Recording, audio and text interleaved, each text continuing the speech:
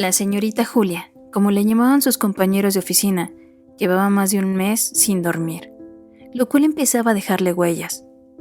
Las mejillas habían perdido aquel tono rosado que Julia conservaba, a pesar de los años, como resultado de una vida sana, metódica y tranquila. Tenía grandes y profundas ojeras, y la ropa se le notaba floja. Y sus compañeros habían observado con bastante alarma que la memoria de la señorita Julia no era como antes. Olvidaba cosas, sufría frecuentes distracciones y lo que más les preocupaba era verla sentada ante su escritorio, cabeceando a punto casi de quedarse dormida. Ella que siempre estaba fresca y activa.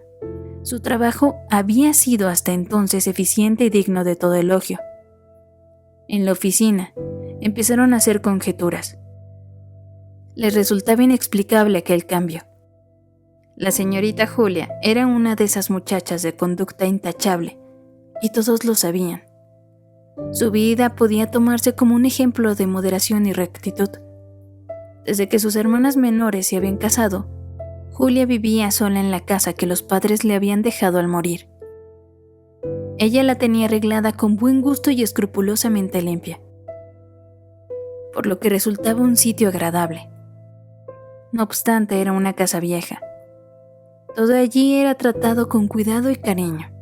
El menor detalle delataba el fino espíritu de Julia, quien gustaba de la música y los buenos libros, la poesía de Shelley y la de Keats, los sonetos del portugués y las novelas de las hermanas Brontë. Ella misma se preparaba los alimentos y limpiaba la casa con verdadero agrado. Siempre se la veía pulcra, vestida con sencillez y propiedad. Debió de haber sido bella. Aún conservaba una tez fresca y aquella tranquila y dulce mirada que le daba un aspecto de infinita bondad. Desde hacía algún tiempo, estaba comprometida con el señor de Luna, contador de la empresa, quien la acompañaba todas las tardes desde la oficina hasta su casa. Algunas veces se quedaba a tomar el café y a oír música, mientras la señorita Julia tejía algún suéter para sus sobrinos. Cuando había un buen concierto asistían juntos. Todos los domingos iban a misa y a la salida a tomar helados o a pasear en el bosque. Después, Julia comía con sus hermanas y sobrinos. Por la tarde jugaban canasta uruguaya y tomaban el té. Al oscurecer, Julia volvía a su casa muy satisfecha. Revisaba su ropa y se prendía los rizos. Hacía más de un mes que Julia no dormía. Una noche la había despertado un ruido extraño como de pequeñas patadas y carreras ligeras. Encendió la luz y buscó por toda la casa sin encontrar nada. Trató de volver a dormirse y no pudo conseguirlo. A la noche siguiente sucedió lo mismo. Y así, día tras día. Apenas comenzaba a dormirse cuando el ruido la despertaba. La pobre Julia no podía más. Diariamente revisaba la casa de arriba abajo sin encontrar ningún rastro. Como la duela de los pisos era bastante vieja, Julia pensó que a lo mejor estaba llena de ratas, y eran estas las que la despertaban noche a noche. Contrató entonces a un hombre que tapara todos los orificios de la casa, no sin antes introducir en los agujeros un raticida. Tuvo que pagar por ese trabajo 60 pesos, lo cual le pareció bastante caro. Esa noche se acostó satisfecha pensando que ya había puesto fin a aquella tortura. Le molestaba mucho, sin embargo, haber tenido que hacer aquel gasto, pero se repitió muchas veces que no era posible seguir en vela ni un día más. Estaba durmiendo plácidamente cuando el tan conocido ruido la despertó. Es fácil imaginar la desilusión de la señorita Julia. Como de costumbre revisó la casa sin resultado. Desesperada, se dejó caer en un viejo sillón de descanso y rompió a llorar. Allí vio el amanecer. Como a las 11 de la mañana, Julia no podía de sueño. Sentía que los ojos se le cerraban y el cuerpo se le aflojaba pesadamente. Fue al baño a echarse agua en la cara. Entonces oyó que 2 de las muchachas hablaban en el pasillo junto a la escalera. ¿Te fijaste la cara que tiene hoy? Sí, desastrosa. No sé cómo puede presentarse a trabajar así. Hasta un niño sospecharía. Entonces tú también crees. Pero sí es evidente. Nunca me imaginé que la señorita Julia. Lo que a mí me da coraje es que se haga pasar por una santa. A mí me da mucho dolor verla. La pobre ya no puede con su alma. Claro, su edad. Julia sintió que toda la sangre se le subía a la cabeza. Le comenzaron a temblar las manos y las piernas se le aflojaron. Le resultaba difícil entender aquella infamia. Un velo tibio le nubló la vista y las lágrimas rodaron por las mejillas encendidas. La señorita Julia compró trampas de ratas, queso y veneno, y no permitió que Carlos de Luna la acompañara, porque le apenaba de sobremanera que llegara a saber que su casa se encontraba llena de ratas. El señor de Luna podía pensar que no había la suficiente limpieza, que ella era desasiada y que vivía entre alimañas. Colocó una ratonera en cada una de las habitaciones con una ración de queso envenenado, pues pensaba que si las ratas lograban salvarse la ratonera, morirían envenenadas con el queso, y para lograr mejores resultados y eliminar cualquier riesgo, puso un recipiente con agua, envenenada también, por si las ratas se libraban de la trampa y no gustaban del queso, pues imaginó que sentirían sed. Después de su desenfrenado juego, toda la noche escuchó ruidos, carreras, saltos, resbalones. Aquellas ratas se divertían de lo lindo, pero sería su última fiesta. Este pensamiento le comunicaba algunas fuerzas y le abría la puerta de la liberación. Cuando el ruido terminó, ya en la madrugada, Julia se levantó llena de ansiedad a ver cuántas ratas habían caído en las ratoneras. No encontró una sola.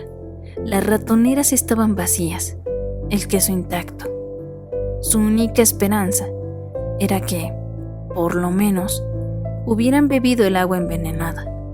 La pobre Julia empezó a probar diariamente un nuevo veneno, y tenía que comprarlos en sitios diferentes y donde no la conocieran, pues en los lugares donde había ido varias veces, comenzaban a verla con miradas maliciosas, como sospechando algo terrible.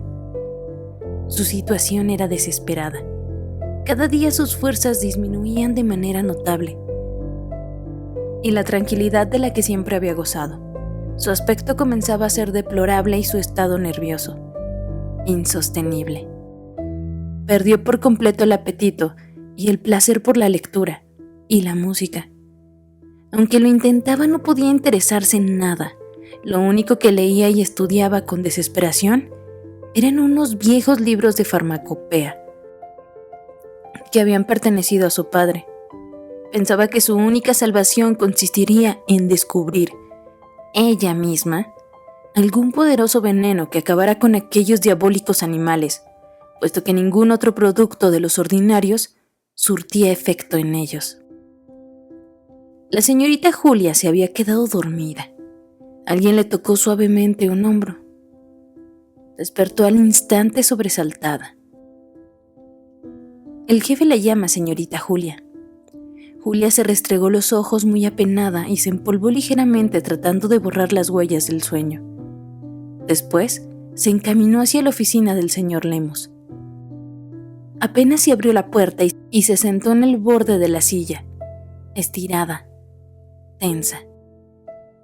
El señor Lemus comenzó diciendo que siempre había estado contento con el trabajo de Julia, eficiente y satisfactorio, pero que de algún tiempo a la fecha las cosas habían cambiado y él estaba muy preocupado por ella, que lo había pensado bastante antes de decidirse a hablarle, y le aseguraba que, por su parte, no había prestado atención a ciertos rumores. Esto último lo dijo bajando la vista. Julia había enrojecido por completo. Se afianzó de la silla para no caer. Su corazón golpeaba sordamente. No supo cómo salió de aquel privado, ni si alcanzó a decir algo en su defensa. Cuando llegó a su escritorio, sintió sobre ella las miradas de todos los de la oficina. Afortunadamente, el señor de Luna no estaba en ese momento. Julia no hubiera podido soportar semejante humillación. Las hermanas se dieron cuenta bien pronto de que algo muy grave le sucedía a Julia. Al principio aseguraba que no tenía nada, pero a medida de que las cosas empeoraban y que Julia fue perdiendo la estabilidad, tuvo que confesarle su tragedia. Trataron inútilmente de calmarla y le prometieron ayudarla en todo. Junto con sus maridos revisaron la casa varias veces sin encontrar nada, lo cual las dejó muy desconcertadas. Aumentaron entonces sus cuidados y atenciones hacia la pobre hermana. Poco después, decidieron que Julia necesitaba un buen descanso y que debía solicitar cuanto antes un permiso en su trabajo. Julia también se daba cuenta de que estaba muy cansada y de que le hacía falta reponerse.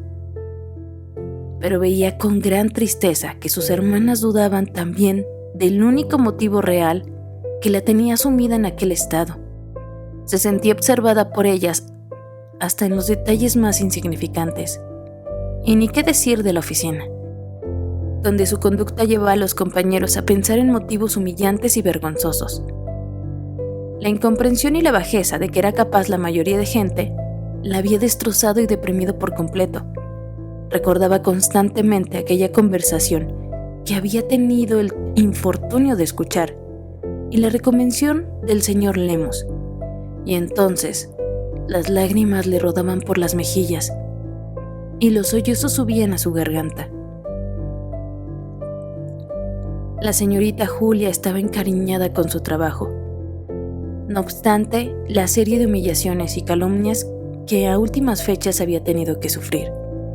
Llevaba 15 años en aquella oficina y siempre había pensado trabajar allí hasta el último día que pudiera hacerlo, a menos que se le concediera la dicha de formar un hogar como sus hermanas. Pensaba que era poco serio andar de un trabajo en otro y que eso no podía sentar ningún buen precedente. Después de mucho cavilar, resolvió que no le quedaba más remedio que solicitar un permiso, como deseaban sus hermanas, y tratar de establecerse.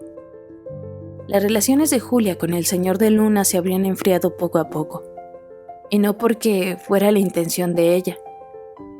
Cuando empezó a sufrir aquella situación desquiciante, se rehusó a verlo diariamente como hasta entonces lo hacía, por temor a que él sospechara algo. Experimentaba una enorme vergüenza de que descubriera su tragedia. De solo imaginarlo se sentía que las manos le sudaban y la angustia le provocaba náuseas. Después, ya no era solo ese temor, sino que Julia no tenía tiempo para otra cosa que no fuera preparar venenos. Había improvisado un pequeñísimo laboratorio utilizando cosas que se había encontrado en un cajón y que sin duda su padre guardaba como recuerdo de sus años de farmacéutico, pues unos años antes de morir vendió la farmacia y solo se dedicaba a atender a unos cuantos enfermos. En ese laboratorio, Julia pasaba sus ratos libres y algunas horas de la noche mezclando sustancias extrañas que en la mayoría de veces producían emanaciones insoportables o gases que le irritaban los ojos y la garganta, ocasionándole accesos de tos y un copioso lagrimeo. Así las cosas, Julia ya no tenía tiempo ni paz para sentarse a escuchar música con el señor de Luna. Se veían poco, si acaso una vez por semana, y los domingos que iban a misa, pero Julia sentía que aquel afecto era de tal solidez y firmeza que nada lo podía menoscabar. Un sentimiento sereno y tranquilo como una sonata de Bach, un entendimiento espiritual estrecho y profundo, lleno de pureza y alegría. Así lo había Julia definido. Y el señor de Luna pensaba igual que Julia respecto de la nobleza de su relación, tan raras y difíciles de encontrar en un mundo enloquecido y lleno de perversión, en aquel desenfreno donde ya nadie tenía tiempo de pensar en su alma ni en su salvación, donde los hogares cristianos eran cada vez más escasos, y daba gracias diariamente por aquella bella dádiva que se le había otorgado y que tal vez él no merecía. Pero Carlos de Luna era un hombre en extremo piadoso, hijo y hermano ejemplar, contador honorable y muy competente. Pertenecía con gran orgullo a la Orden de Caballeros de Colón, de cuya mesa directiva formaba parte. Ya hacía algunos años que debería haberse casado, pero él, responsable en extremo, había querido esperar a tener la consistencia moral necesaria, así como cierta tranquilidad económica que le permitiera sostener un hogar con todo lo necesario y seguir ayudando a sus ancianos padres. Había conocido a Julia desde hacía tiempo atrás. Después tuvo la suerte de trabajar en la misma oficina, lo cual facilitó la iniciación de aquella amistad que poco a poco se fue transformando en hondo afecto. A las últimas fechas el señor de Luna se hallaba muy preocupado y confuso. Julia había cambiado notablemente y él sospechaba que algo muy grave debía de ocurrirle. Se mostraba reservada, evitaba hablarle a solas. Empezó a sufrir en silencio aquel repentino y extraño cambio de Julia y a esperar que un día le abriera su corazón y se aclarara todo. Pero Julia cada día se alejaba más y el señor de Luna empezó a notar que en la oficina se comentaba también el cambio de Julia. Después, llegaron hasta él frases maliciosas y malintencionadas que tuvieron la virtud, primero, de producirle una honda indignación y, después, de prender la duda y la desconfianza en su corazón. En ese estado fue consultar su caso con el reverendo Padre Cuevas, que desde hacía muchos años era su confesor y guía espiritual, y quien resolvía los pocos problemas que el buen hombre tenía. El reverendo padre le aconsejó que esperara un tiempo prudente para ver si Julia volvía a ser la de antes, o, de lo contrario, se alejara de ella definitivamente, ya que a lo mejor esa era una prueba palpable que le daba Dios de que esa unión no convenía y estaba encaminada al fracaso y al desencanto, y podía ser, tal vez, un peligro para la salvación de su alma. La señorita Julia llegó una tarde, última que trabajaba en la oficina, a pedirle a Carlos de Luna que la acompañara hasta su casa porque quería comunicarle algo importante. Este la recibió con marcada frialdad, de una manera casi hostil, como se puede ver algo que está produciendo daño o un peligro inmediato y temido. Julia, más cohibida que de costumbre por la actitud de Carlos, le relató en el camino que iba a dejar de trabajar por un tiempo, porque necesitaba un descanso. Carlos de Luna escuchaba sin hacer ningún comentario, con sombrero y paraguas negros, y su habitual traje oscuro tenía siempre un aire grave y taciturno, que ese día parecía más acentuado. Julia lo invitó a pasar.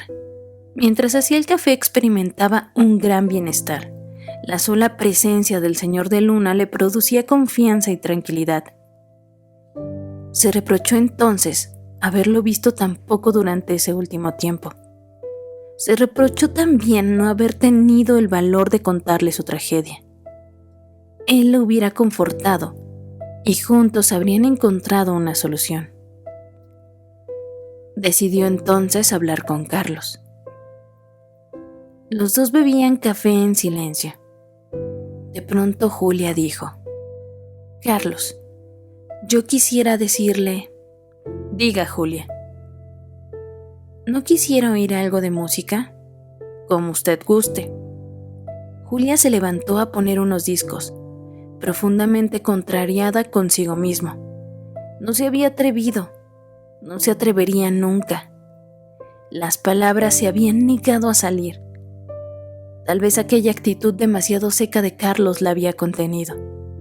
Aquella mirada tan lejana cuando ella iba a empezar a contarle su tragedia. Cogió su tejido y se sentó. Entonces, Carlos de Luna comenzó a hablar. Más bien, balbucear. Julia, yo quisiera proponerle. Más bien, yo he pensado... Querida Julia, yo creo que lo mejor... Es decir, tomando en cuenta... Julia, por nuestro bien y salud espiritual, lo más conveniente es dar por terminado... Bueno, quiero decir, no llevar adelante nuestro proyecto de matrimonio. Mientras el señor de Luna trataba de decir esto, se secó la frente con el pañuelo varias veces. Estaba tan pálido como un muerto, y la voz se le quebraba constantemente.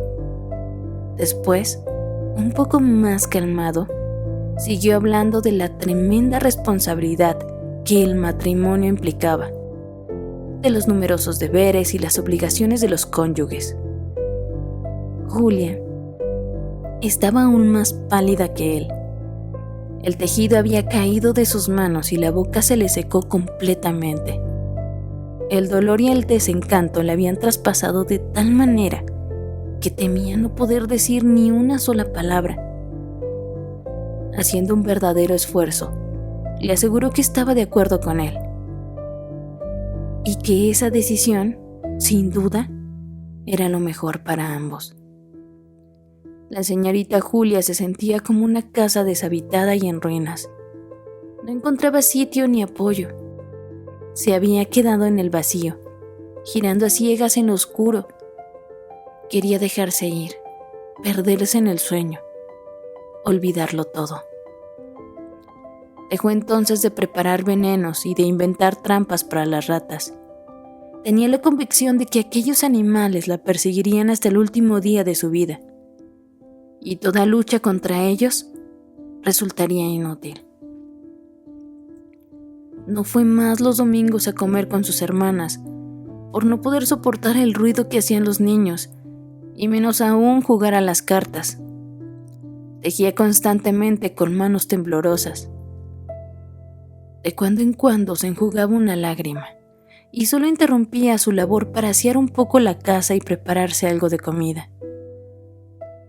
A veces se quedaba, algún rato, dormida en el sillón, y esto era todo su descanso. Su hermana Mela iba todas las noches a acompañarla. Temían que algo le pasara si la dejaban sola. Tal era su estado. Y Mela, cansada de las labores de su casa, caía rendida y se dormía profundamente. A veces la despertaban los pasos de Julia, que iba y venía por toda la casa buscando las ratas. Aquellas ratas infernales que no la dejaban dormir. Julia tenía los ojos cerrados, pero estaba despierta y escuchaba los ruidos de la estancia. En la escalera, aquellas carreras, saltos, resbalones, después de allí en su cuarto, llegando hasta su cama, debajo de su cama. Abrió los ojos y se incorporó. Algo de la claridad penetraba por las viejas persianas de madera.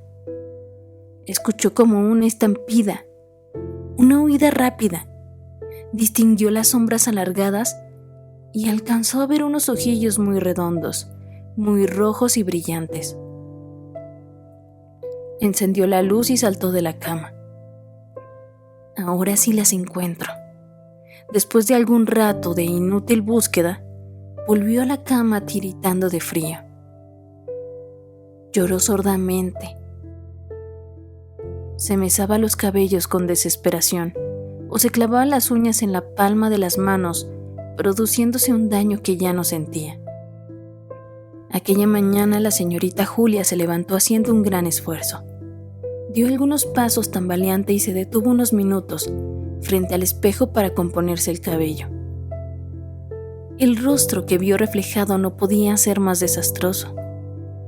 Abrió el closet para buscar algo que ponerse y allí estaban. Julia se precipitó sobre ellas y las aprisionó furiosamente. Por fin las había descubierto. Las malditas, eran ellas, con sus ojillos rojos y brillantes. Eran ellas las que no la dejaban dormir y la estaban matando poco a poco. Pero las había descubierto y ahora estaban a su merced. No volverían a correr por las noches ni a hacer ruido. Estaba salvada. Quería dormir, volvería a ser feliz.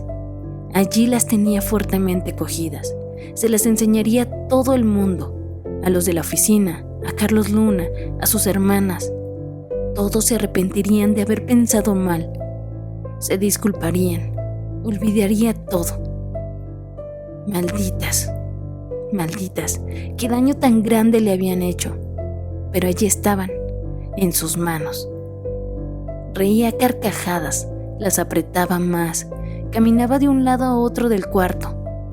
Estaba feliz de haberlas descubierto. Ya había perdido toda esperanza. Reía estrepitosamente. Ahora estaban en su poder. Ya no le harían daño nunca más. Hablaba y reía. Lloraba de gusto y de emoción gritaba. Gritaba, qué suerte haberlas descubierto. Qué suerte. Risa y llantos, gritos, carcajadas, con aquellos ojillos rojos y brillantes. Gritaba.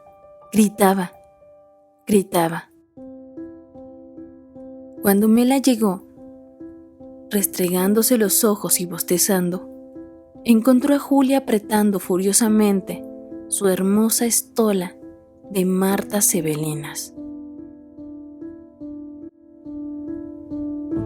Si te gustó el video, suscríbete, dale like y compártelo con tus amigos para que podamos seguir haciendo más contenido así.